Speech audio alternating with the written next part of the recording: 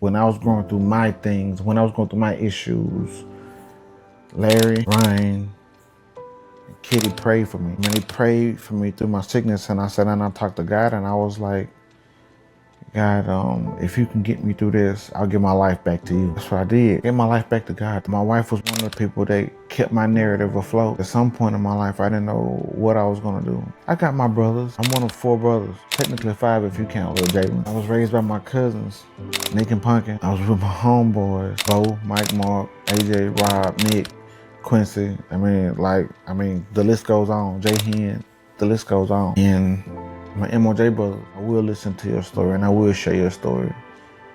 And any way I can to pay it forward, that's what I would do. Whatever cause you have, whatever goals you have, I want to be there to help you. Just like I expect the same thing from you. It's about time that we share stories that need to be shared. It's about time for us to hear people that need to be heard. It's about time to introduce people to what needs to be said and done in this world. And for us to pay it forward, community-wise, godly. It's our goal to share your story, to share your narrative, because every story is a narrative.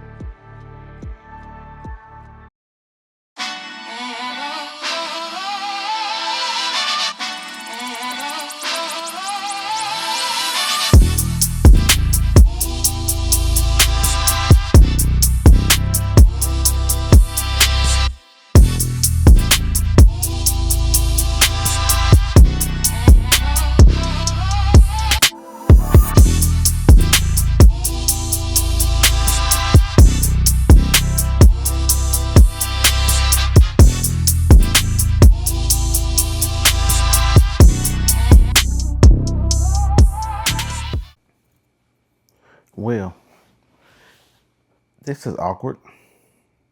Very awkward indeed. I'm normally the one that's, always behind the camera. Well, for, quite a few people that don't know who I am, I'm normally the person that's behind the scenes. I'm normally the person that's behind the camera. Man, I'm Dre. And I'm pretty much sure, a lot of people that's following me are mainly like family, friends, people that I associate with, man. But bro, you know me. I'm Dre, man, and I just, I had to overcome this awkward moment of mine. And I said to myself, before I start interviewing other people, before I start getting the lives and the narratives of other people, maybe I should kind of give you a little glimpse into my life a little bit. This has been one of the hardest things that I've probably ever done for myself, because I'm normally the person that's always camera shy. I'm normally the person that's behind the scenes, controlling things and filming things and doing everything else, man. But man, enough about that, man. Just like I said, I'm Dre, or if you just want to, go by my government name, I'm Mario Thomas. Man, where should I begin, bro? Like, this dream was no easy dream to start, unraveling, man. It wasn't no easy dream it wasn't an easy dream to unravel at all, bro. Like, this started way back, bro. And just to kind of give you a quick rundown of who I am, well, give you a quick rundown of where I'm from. Man, I'm from Shreveport, Louisiana, man. Born and raised Shreveport, Louisiana, man. LSUS Hospital now, which is Auctioners Hospital, bro. And I was raised up by Virginia Thomas, which was my granny. My mom, she was in Grambling, trying to get through college, and my dad was in Grambling as well, getting through college, man. But it's just some place that, the Lord didn't have for me to be. The Lord didn't have for me, didn't want me to be in Grambling at the time. I guess he felt that I was more suitable with my grandmother and my grandfather, Virginia Thomas and Frank Thomas. And just like the story goes, bro, like, I literally cried the whole time. And that, I was just one of those people that was just, I never really wanted to stay anywhere. I always cried for my granny. I always loved being around my kin people. I always loved being around my granddaddy until he passed when I was 3 years old. And then I was raised up by my big cousins, and I was raised with my homeboys, and my homeboys are still my best friends and my brothers to this day. We never drifted apart. Spiritually, we never drifted apart mentally, and we always keep in touch now. With the group chats and everything else that we got going on, man. But everybody's living their different lives, trying to make things happen.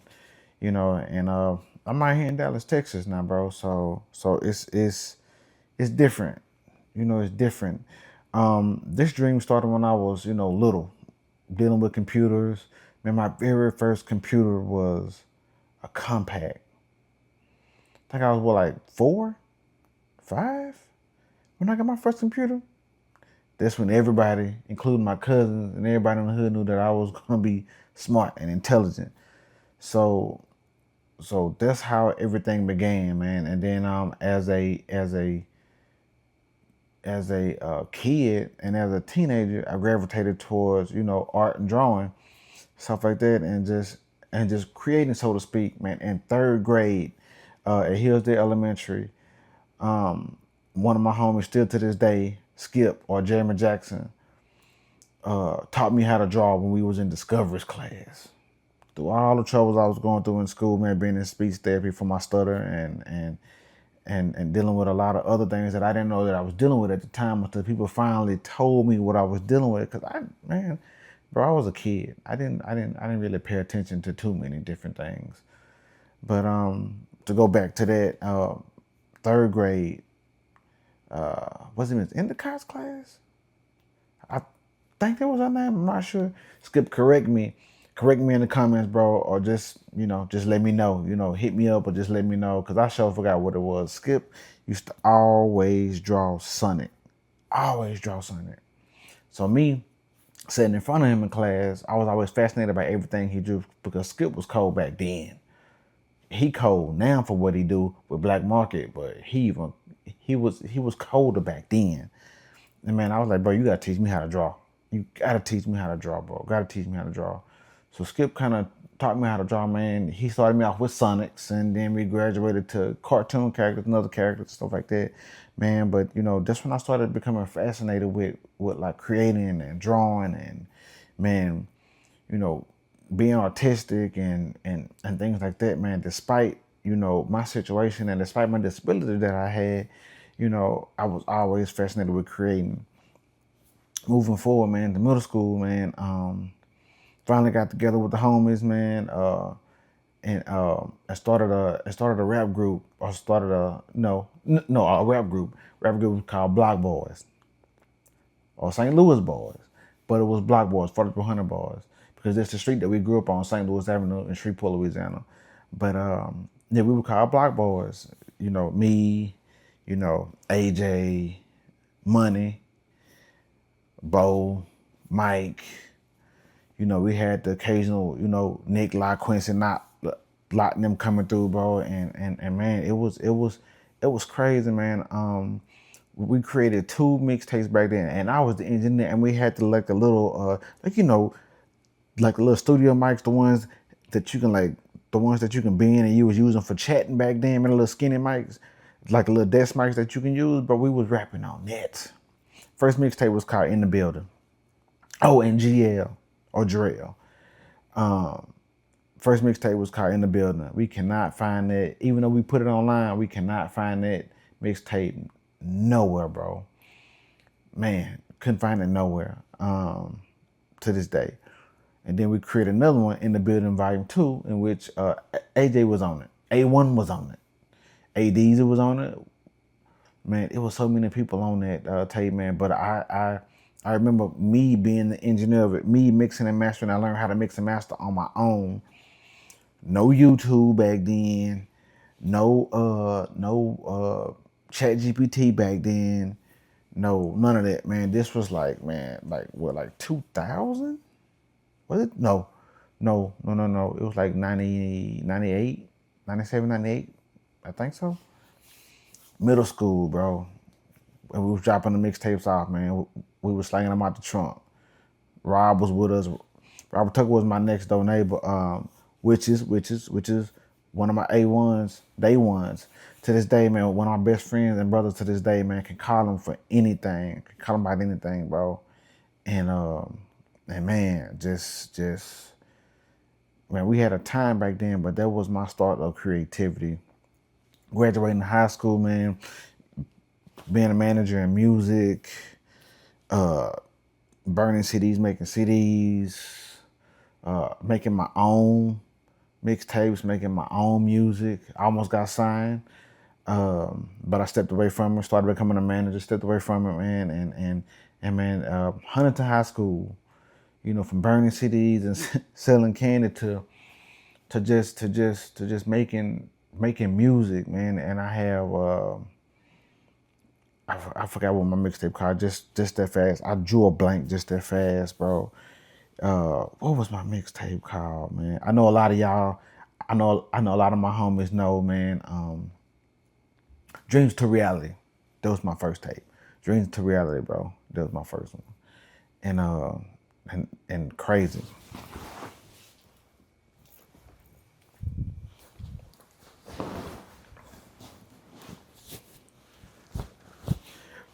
But yeah, Dreams to Reality Volume 1 was my mixtape. And I got a DJ on it, man. My homie Larry Mims which was my manager at the time. Label Made Music, man. He was pushing it. He still gets on me to this day, bro. You gotta make my music. You gotta make my music, bro. So whatever happened to you going back to music, man? That's something that I just don't want to be a part of. I'd rather be a part of doing this and hearing about you guys and you guys' story. But just to go back a little bit more, man. High school. Created that, man. I became an engineer, man, with Marcus. At Phoenix Studios, whatever it's called now. It's called something else now. Became a manager, man, over GL, man. Became a manager for an artist named Cash Ryan, which is still my homies to this day. No love lost, no blood lost, no anything. No anything. Still homies to this day. Because I don't believe in creating enemies. I don't believe in creating malice between the people that I deal with. We become best friends. We become homies for the rest of our lives because that's just how it is, man. I never once hated on anybody or did anything negative to anybody, so I didn't expect the same thing. But yeah, was the manager for them. Still was making music a little bit, and my last tape that I put out was called Two, from Dreamers League, and I was over and we created a label called Dreamers League, and Accompanied by Brilliance was another label that we created. Man, we were just creating music and creating labels back and forth, bro. But like I said, that was a mark up to my creativity back then.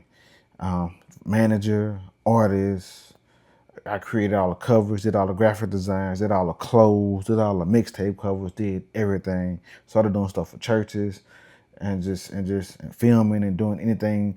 We even have a camera that's out there in the world somewhere, man, with the big tapes, like, you know, the tapes that you put the little tapes in.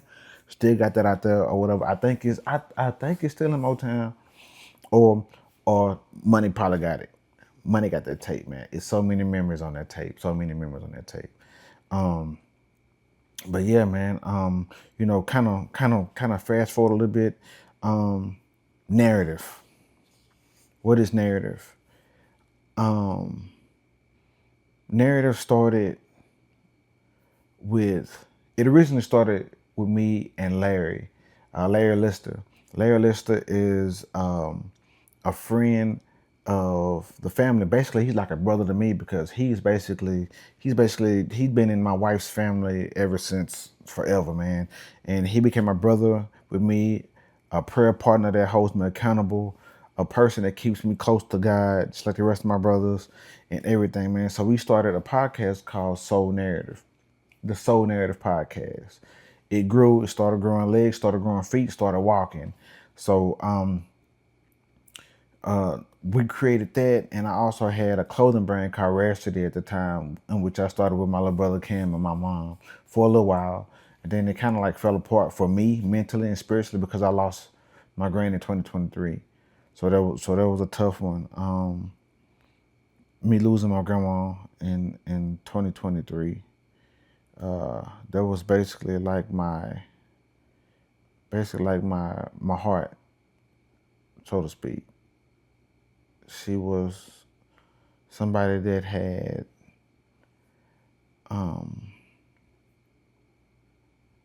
unconditional love for you. You could sense God was in her because no matter what you did, she was always there for you. And this was somebody that I held dear to me through all the troubles that I had. And I hate to get, sappy on you a little bit, but I'm kind of backtracking, jumping all over the place. But my granny, she passed in 2023 in my home that me and my wife built. Yeah, I got married in 2014, so that's another story, and we'll get into that some other time. But me and my wife been together, man, together about 21 years. But yeah, back to my grandmother. My grandmother, passed in 2023 in my home, in this room that I'm sitting in right now. God bless her. And it was hard for me. It was hard for me. So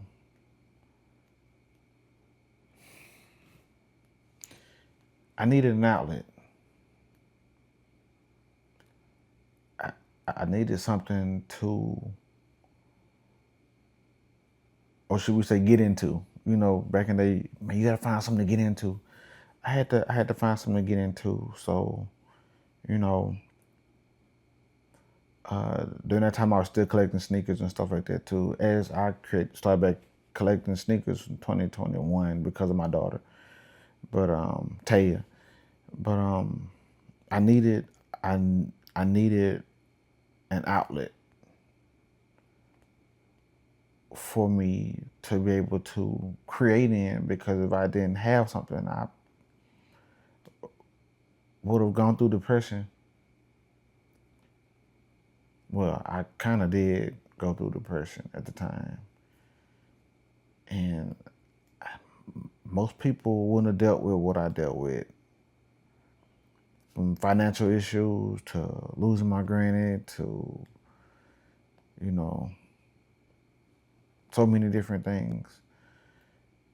It was a tough pill for me to swallow. And something that I couldn't really imagine dealing with, because there was the person that told me that I could. She never judged me for anything I did. She always motivated me no matter what it was. Never gave me a hard time. Anytime I had an issue, she was there. When I was in financial issues and dire straits, she was there. It was a tough time for me. So I needed an outlet. So something in my mind and my heart, and I can guarantee that probably was more likely that was God. And God was telling me to contact Larry Lister, and had a long conversation with Larry Lister, or preach. Had a long conversation with him, and we was like, man, we need to start a podcast. But not only that, he's part of a team with him and Ryan from the episode that we released, last week before last? Retro Ryan. They were part of a duo called Kixology Sneakers. Pretty much sure you've seen Kixology Sneakers. I'm pretty much sure you've seen Ryan's, content, because Ryan drops nonstop. No matter what he pushes out to the max. But linked up with Larry, man, and me and Larry started a podcast called the Soul Narrative Podcast, and it started picking up steam. It started really going, and started getting eyes on us. Things started going, things started flowing, and then we added Retro, or Ryan, to the mix for a little bit, and then we added Kitty, or Kittyana.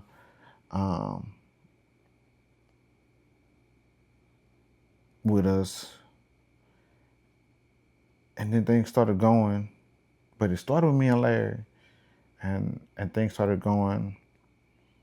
But when things started to hit the fan for me mentally and spiritually, and everybody else was battling their own things and dealing with their own personal problems, we kind of sat down for a minute, didn't release any episodes, didn't do anything for the time being.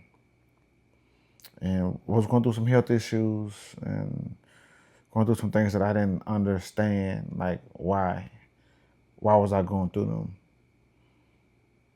So I basically sat down for a minute. We all did. But when we sat down, we regrouped, rebuilt, renamed, rebranded into a company called Narrative Global, LLC. It's called Narrative Global, but we shortened it and called it Narrative. And it's not your typical, narrative. It's spelled NRRTV, which kind of takes out the, how you paraphrase stuff and make things like without the vowels and stuff like that. But yeah, we created a narrative together because when I was going through my things, when I was going through my issues, Larry,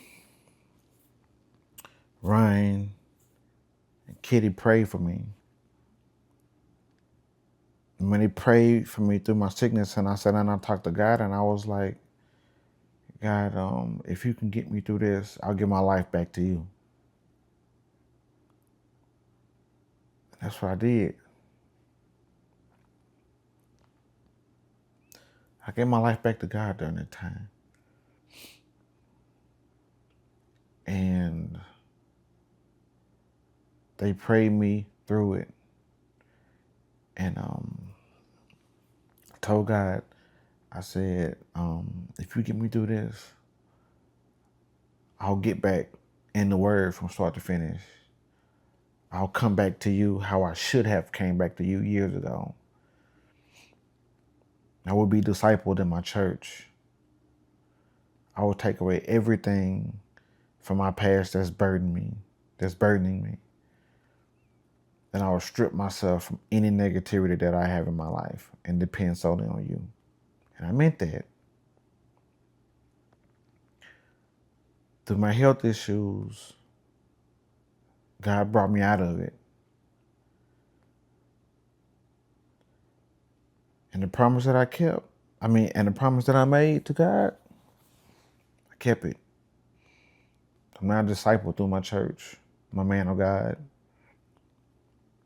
Read my Bible. Pray every day. Thank God every day.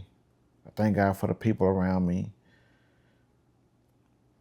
Started doing heavy work in my church, discipling the youth in my church, being there for people in my church, being there for my pastor in church, despite the things that he was going through. And I linked up with a good friend of mine in the church.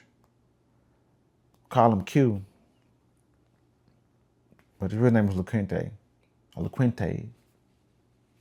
But I call him Q. And Q had my back.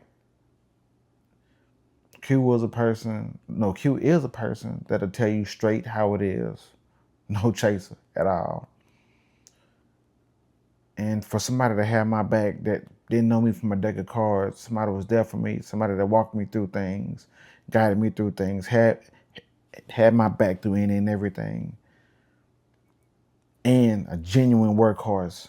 This man will work nonstop. And he got the same birthday as me. So, he put his heart on the line for everybody. Sacrifice for everybody, do for everybody. This is what Q does. So I came to him with the proposal. I wanted to add him as a fifth to narrative. And he said, yeah. Us five created something. What you're seeing today, what you're seeing now, from the brand to the clothing to the events that we're at to the things that we're going to be doing in the future to the things we're going to be creating in the future, it's us that's doing that. And these people genuinely have my back and I have theirs. And we have each other's back. No matter what happens, we make decisions together, we do everything together. And we create a narrative. And we're pushing it to the limit, no matter what it is. And I just thank God for these individuals. I thank God for Larry. I thank God for Kiana. I thank God for Ryan. I thank God for Q. I thank God for all of us. And I thank God for my wife for having my back. I thank God for Trinika for having my back and for my kids for loving me no matter what. No matter what. You're probably wondering, why? Why did you decide to do this?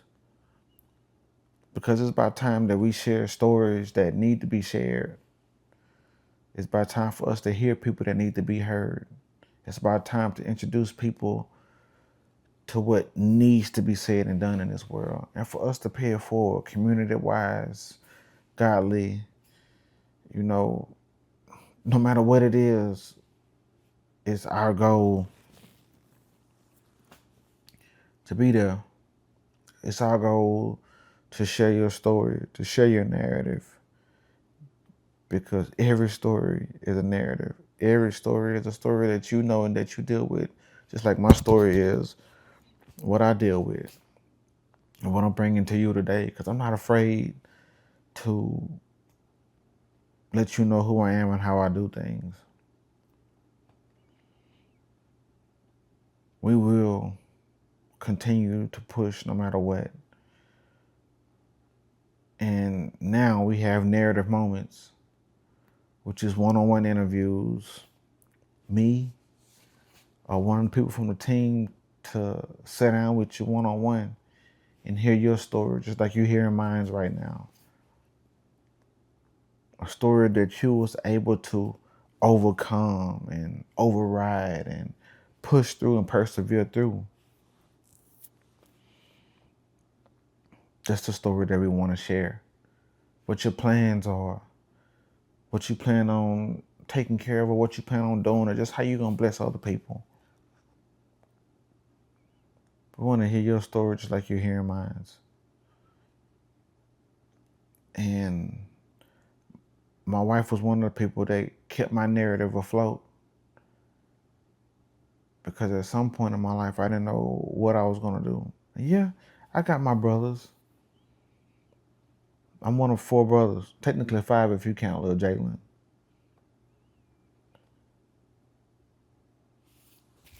I was raised by my cousins, Nick and Pumpkin.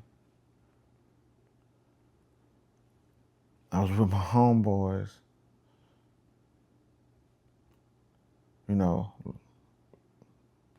Bo, Mike, Mark, AJ, Rob, Nick, Quincy. The list goes on. Jay Hen, the list goes on. And my MOJ brothers, in which we are the men of Joshua, and that's the group that I belong to as a brother to help me disciple and bring you to Jesus. You may not agree with it. I'll never judge you. Just like you shouldn't judge me. But I will have your back no matter what.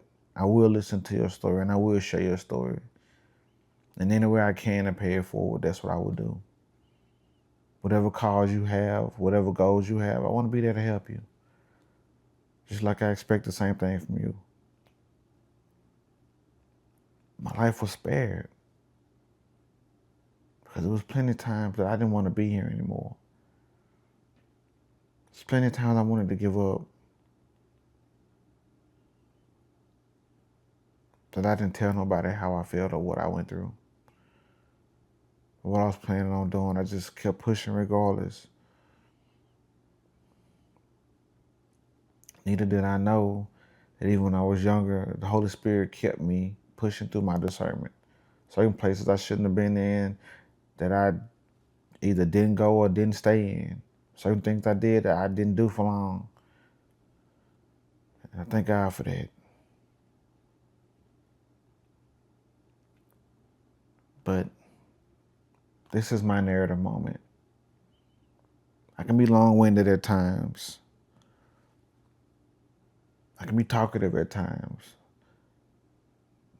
I can say some of the wrong things sometimes. Sometimes I can talk when I'm not being talked about or talked to. That's just how I am. We all go through traumatic moments that we don't understand, myself included. Anybody that ever needed my help, I provided it. I was there.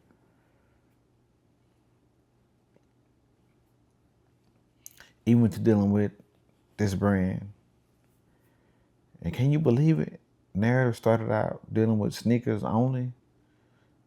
Because of course, we're all sneakerheads. Some of us are older than others. But we're sneakerheads, man. We just want to be a part of that as well, because this grants us the ability to share your story.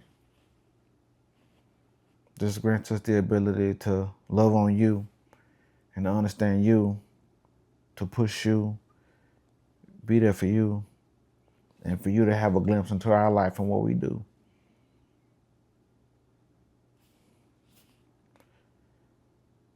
My story could have been longer today, but I didn't want to bore y'all today. I kind of did, but whatever. But I'm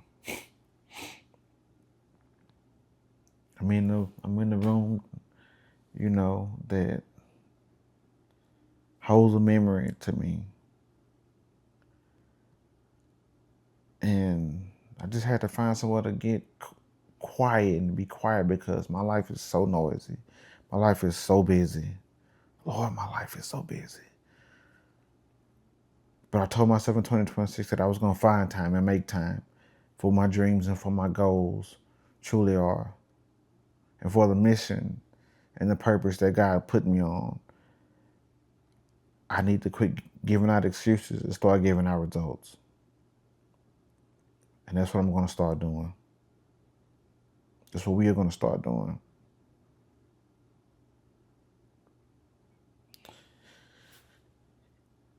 My narrative moment is to say I love you. Thank you.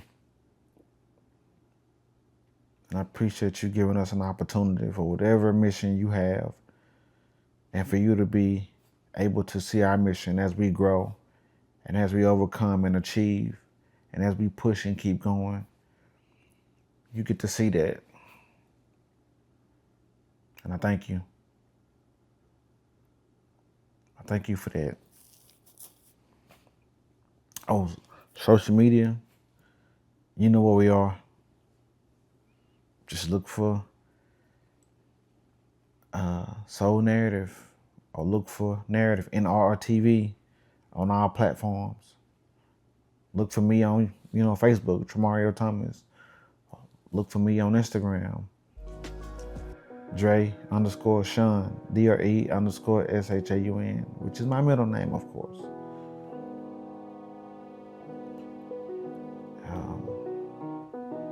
Thank you. And if you ever wonder, this is my narrative moment. Thank you.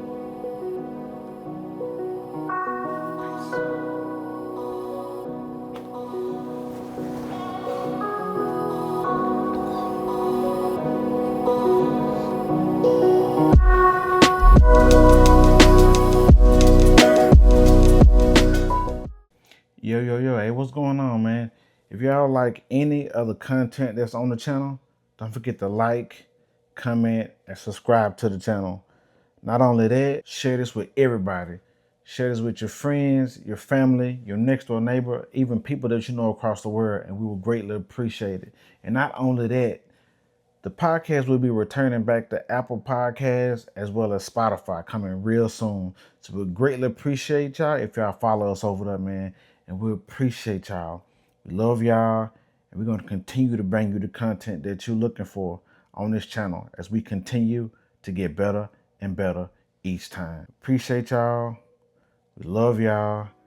And let's keep moving forward.